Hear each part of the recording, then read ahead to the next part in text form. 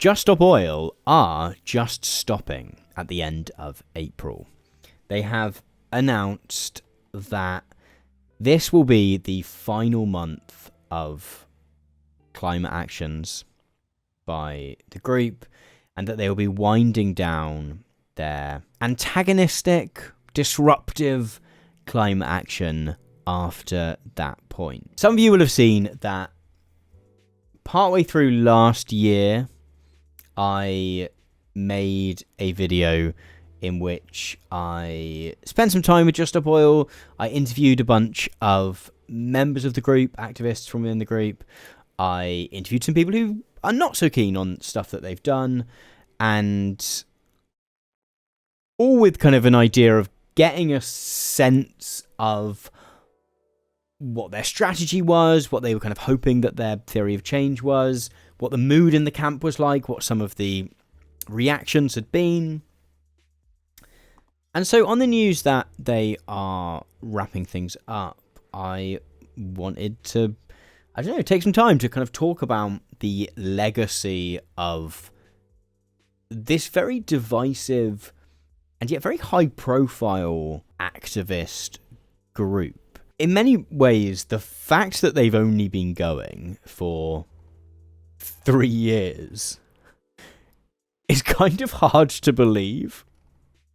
In fact, I think at some point during the video that I made, I get the date of their launch wrong, which was simply a little error that had slipped into the script. I think I suggested it had been a year before than it was, which, my bad. I think the fact I had done that was partly that it kind of felt like they'd been around forever, right?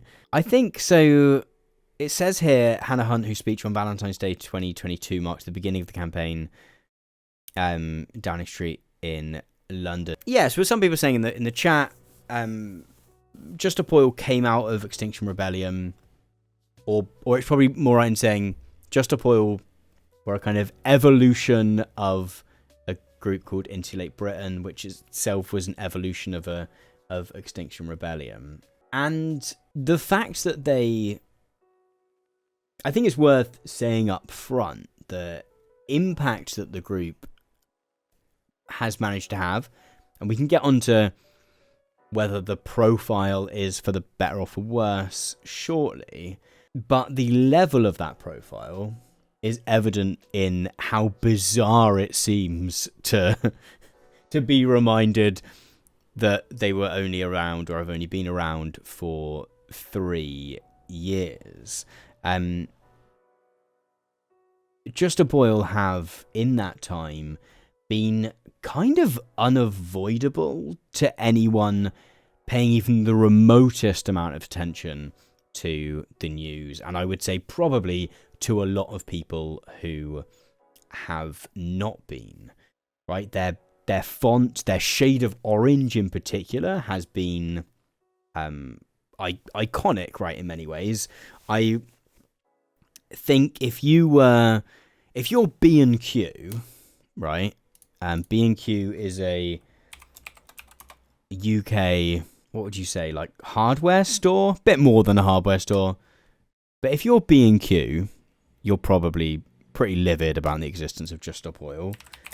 If you're EasyJet, God, you've got to be spent so long making sure that everyone recognized this color as your brand color, and then Just Stop Oil came along, very much made it their own. Sapphic with a Sword saying, so are they exclusively UK based?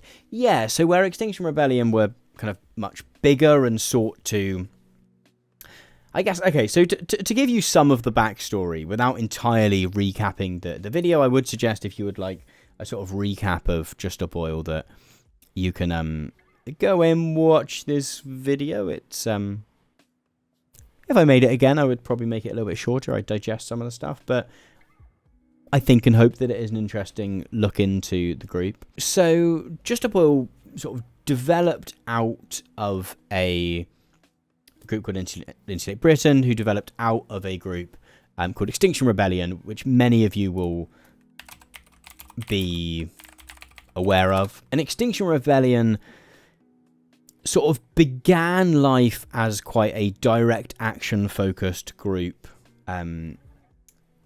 who were often doing like big takeovers of London. There was a particular event where Extinction Rebellion kind of very much took over London city centre. They sort of brought a massive boat into Oxford Circus and spent several days, I think I'm right in saying, effectively just shutting down London city centre.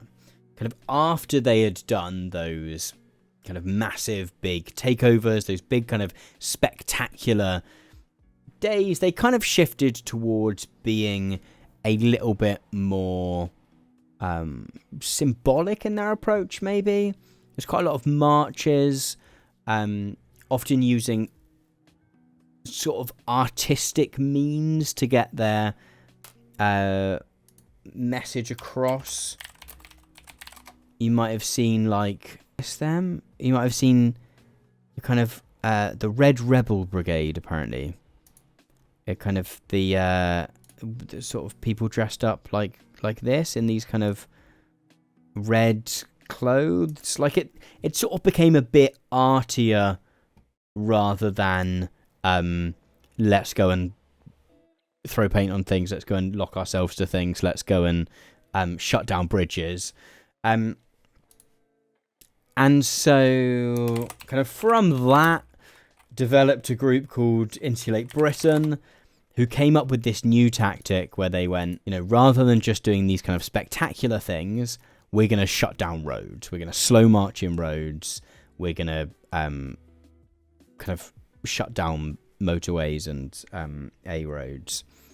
And so, and this was like a clearly much more disruptive in the sense of like the number of people driving through Oxford Circus who aren't sort of holiday makers or like taxis or buses is probably fewer than the number of people on the M25, right? There's a lot more ordinary people trying to get to work on the M25.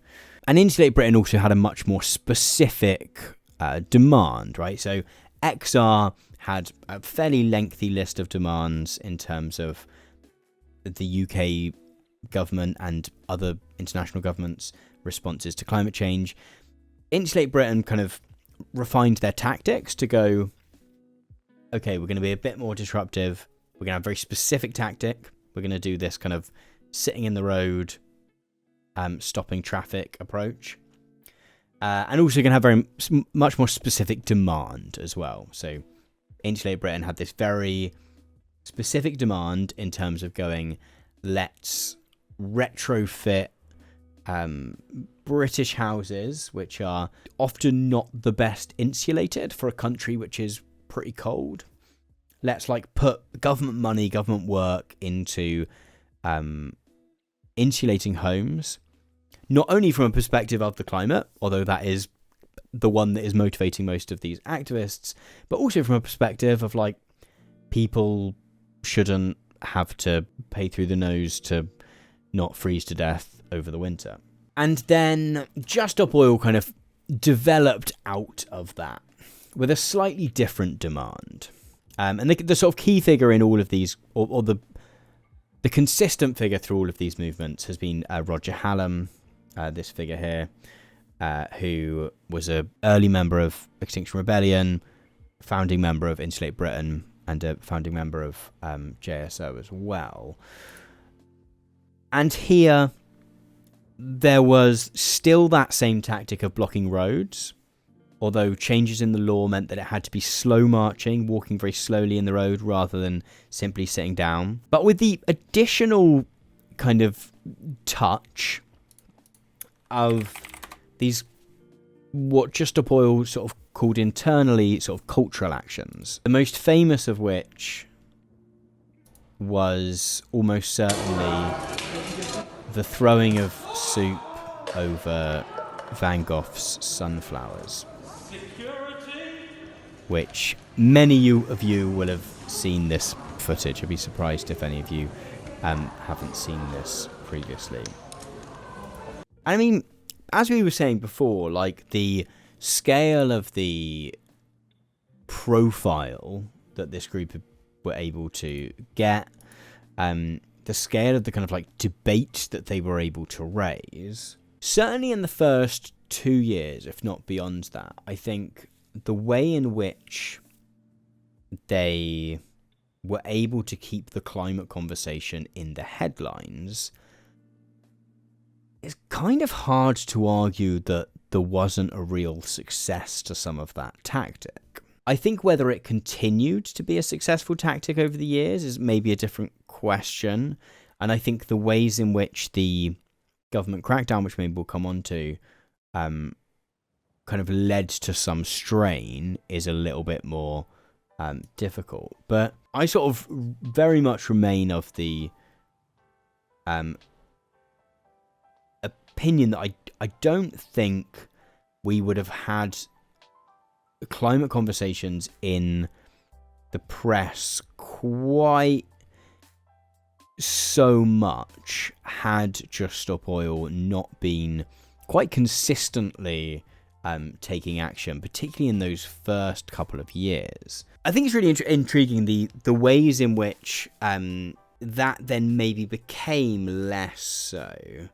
I mean, one thing, having spent a lot of time speaking to JSO activists, I think one of the intriguing parts of it is the extent to which all of them kind of had accepted the idea that they weren't going to be liked so much. And this being a kind of like viewpoint that I think has changed among at least Roger Hallam's thinking. So Roger Hallam, who, as I mentioned a moment ago, kind of was a key figure in Extinction Rebellion and then gradually into Just Stop Oil. When he was kind of first writing, so this is Not a Drill, which is a kind of book with a bunch of writing, not just by Roger Hallam, but by a bunch of different people like associated with Extinction Rebellion. And one of kind of so he wrote an essay in this called The Civil Resistance Model, which is kind of this argument that if you get a certain number of people out onto the streets, I think 3% of a population out onto the streets, I think is his suggestion, that it will cause a kind of snowball effect wherein more and more people will come and join. And I think early on this was kind of the theory of one of the theories of Extinction Rebellion at least, was that if you got a bunch of people out onto the streets, in particular the streets of London, kind of taking over the city centre and shutting things down very shortly, that you could provoke such a discussion.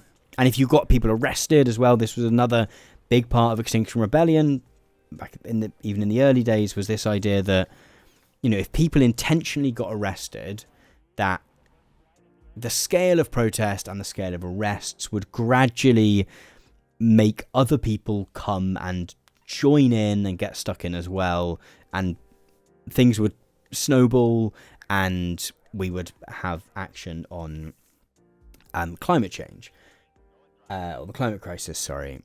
One of the things that I think gradually happened, potentially going through into late Britain, but certainly by the time I was kind of chatting to Just Stop Oil activists, there was a kind of acceptance that they kind of weren't going to be the vanguard of some mass participation movement, and that what was actually that actually what they were doing was kind of self-identifying as what someone's just mentioned in the chat, a kind of radical flank, right? So there's this idea in kind of studies of social movements of something called the radical flank effect, which some of you would have heard of this in other spaces before, but this is the idea that if you have a select group of kind of slightly more radical activists that most people think are bad and are too disruptive and have gone too far, that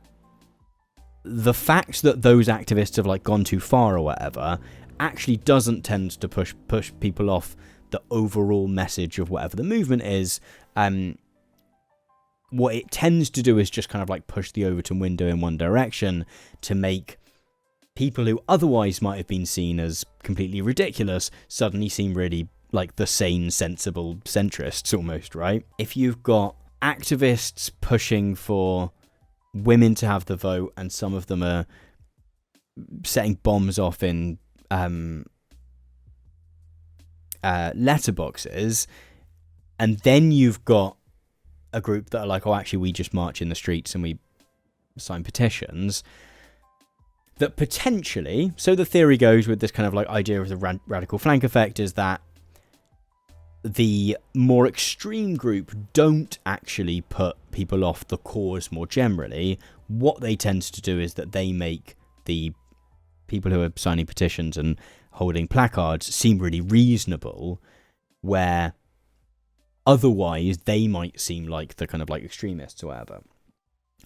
And I think having kind of spent some time chatting to the JSO lot, I think very much towards the end there was kind of the acceptance that that was the role they were playing. And I don't know, some of them might disagree, but which to my mind felt like a bit of a shift from the Extinction Rebellion days, where some of the theory, at least on Roger Hanna's part, was that doing controversial actions might bring people to kind of join them. I mean, in terms of the kind of radical flank effects, like this is phraseology that I kind of multiple times heard JSO action takers using. I know, like James, who was a spokesperson that we spoke to, very much kind of referenced this a lot and kind of liked to talk about the fact that there were sort of studies done that JSO actions, even when people disliked the actions and disliked the action takers, like that caused the number of people joining Friends of the Earth to go up.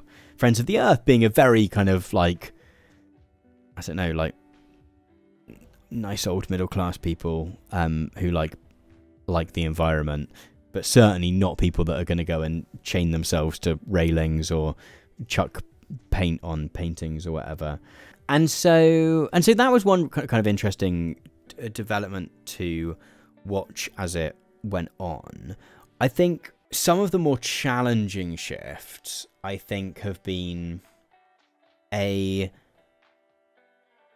big shift in terms of the view of the climate crisis from government, in the sense that even back when we had a conservative government in the UK, like a few years ago, there was still sort of broadly this sense that climate action was a thing that had to happen. Like, we did have to transition, and although exactly what the government was planning to do or not do kind of shifted and changed, like even when the Conservatives decided they were going to roll back certain protections or that they were going to hand out more oil licenses, there was like a level of shame when they did it, or like they tried to keep it on the down low.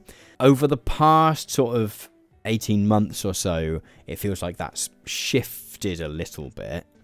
We're in a place where we have a Labour government who theoretically it feels like we should be therefore closer to climate action. I think the reality is that they're not super bothered by kind of pushing forward on any more radical climate action at all.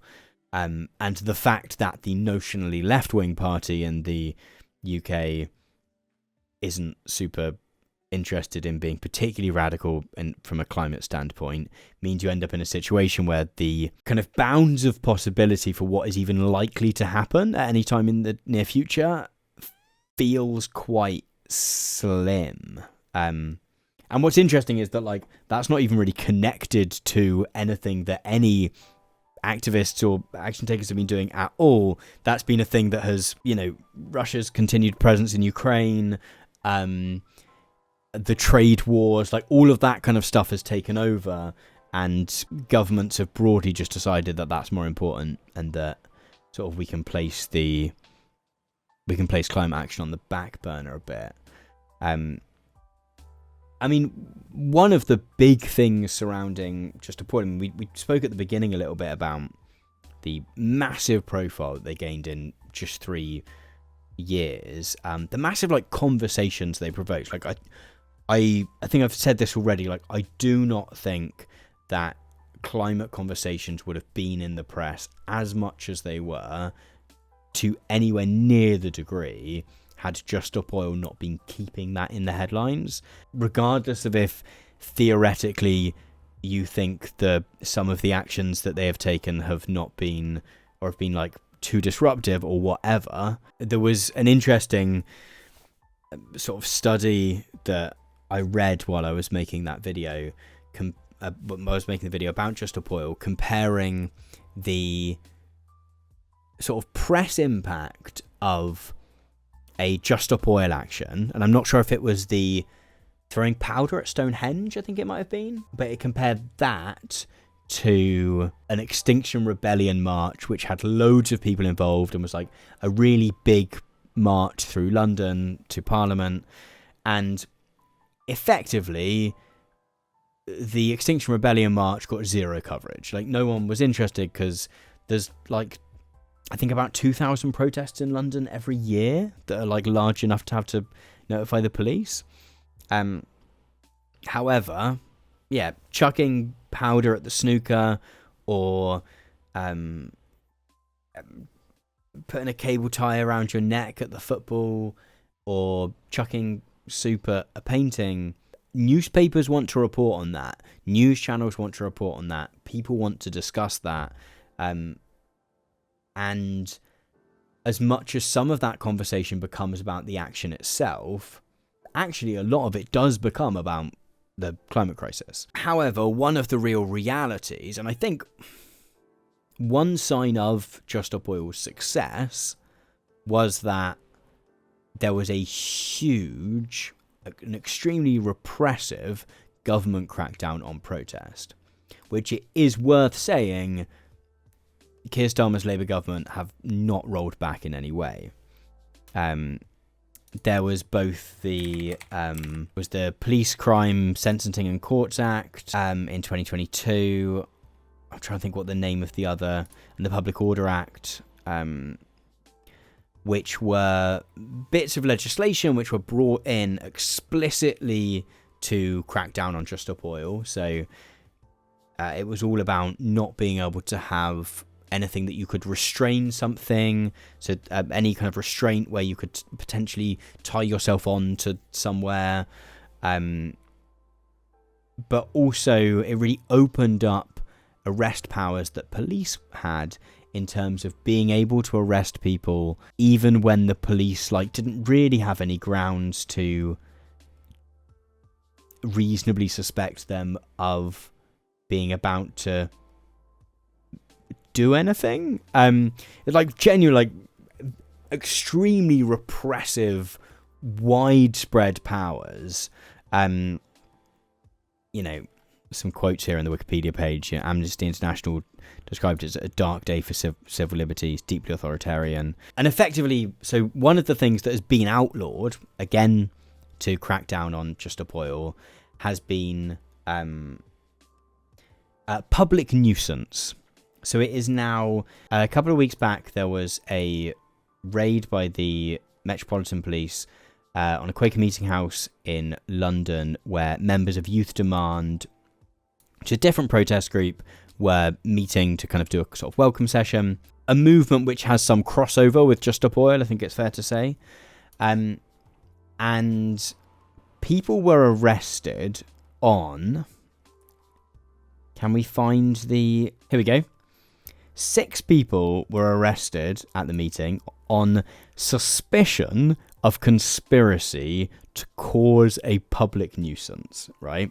So a public nuisance is sort of, here we go. So anything that endangers the life, health, property, morals, or comfort of the public, or obstructs the public in the exercise or enjoyment of rights common to all. It's kind of like a fairly vague kind of being in the way of people.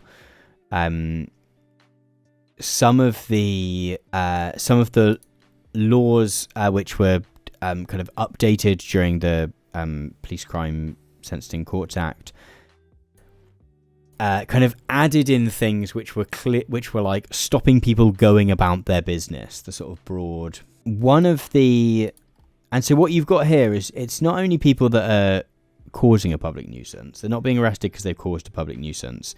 They're arrested on conspiracy to cause a public nuisance, which is that you are not necessarily involved in the public nuisance, but you're like one step removed from it. You might have driven someone somewhere where they might be a public nuisance themselves, but they've not even been arrested on that. They've been arrested on suspicion of conspiracy to, like, so by the time you actually get to the meat of it, you're like 2 or 3 things removed from a crime which is kind of pretty broad. And a lot of these new laws were kind of very much introduced precisely to crack down on JSO. And like some people will say that this is simply that they are pain in the ass, like that they're getting in people's way, etc. But I think there is a strong argument that a lot of it was also that they were getting headlines, right? And they were also kind of showing up the Metropolitan Police. I think that was a big part of it as well. They ended up effectively making the Met look a bit silly because they kept popping up to do actions which got lots of headlines. And yeah, I think towards the end, my sense is from chatting to people while I was making the video and sort of afterwards, is that the toll of that became more and more difficult, right?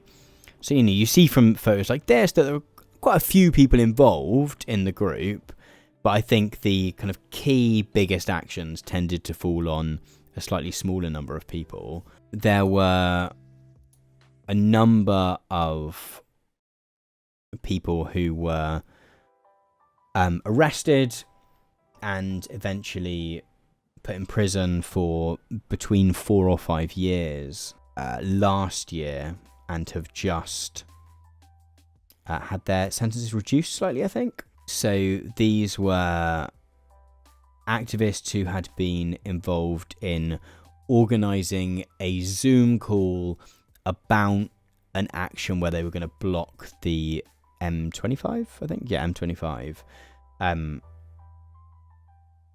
The action was being planned in this Zoom call, and they ended up in prison because of it. I'm not sure exactly how long. Roger Hallam did have the longest sentence. I think he had 5 years. I'm not sure to what extent that has or hasn't been reduced. But one thing that I was keen to try and get across in the video we made, I don't know how well I did that, but was the fact that I think sometimes the framing around Just Stop Oil and this kind of climate activism has been, particularly on like a GB News or somewhere like that, has been a kind of idea that these are silly kids that kind of go and do something silly, go and throw some paint on something, and then like it's all a laugh and they crack on. But actually, like the impact, the kind of sacrifices that people have made in terms of going to prison for years of their lives are actually very real. I mean, it was interesting to see the messaging around JSO shifting, particularly during that 3rd year, that I think because people were getting arrested and people were going away for longer, and I think it was interesting kind of chatting to people. I think like there did seem to be a desire, and this is something that is also been true of Extinction Rebellion as well, was kind of this desire to make sure that people who were arrested were kind of looked after. And my sense is that increasingly took more and more, whether it was people actually being in prison themselves, being arrested themselves, court cases themselves, or whether it was other members of the group kind of trying to support that. My sense, this may or may not be correct, is that took an increasing amount of the energy. And and it was kind of watching, and I think this is where some of the messaging maybe became less successful as well, is that as the kind of arrests and the court cases took more and more attention, that more and more of the messaging became about activists being arrested. And I think that, like, to my mind, that's really important, because I think it is important that that sense of like accountability is shown.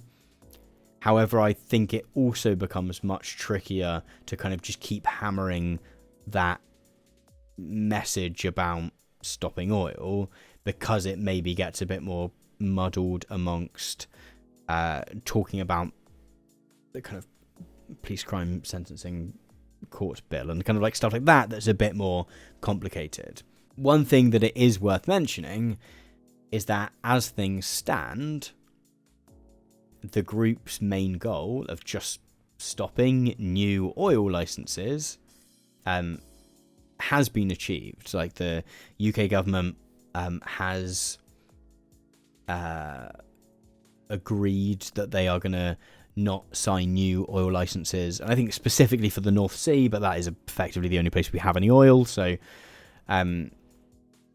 I think the sense I get is that the hope among activists that are part of the group was to be able to then extend some of that discussion into pushing for a, what was the phrase, a kind of fossil fuels non-proliferation treaty, I think was the phrase that was particularly being used, which was the idea that, you know, much like there used to be nuclear weapons non-proliferation treaties, that there might be one for fossil fuels, and that there could be a kind of like global agreement that we could lay down, you know, not sign any new licenses or whatever for fossil fuels. That, however, is obviously much, much harder. I mean, I think the conversation about the legacy of Just Stop Oil will be a conversation that will continue to be had. I think there are some people that have always disagreed with their methods and will always do so. I think whether we view it as a total success because their initial demand was met, or whether we kind of choose to view it as having been ground into the ground by increasingly harsh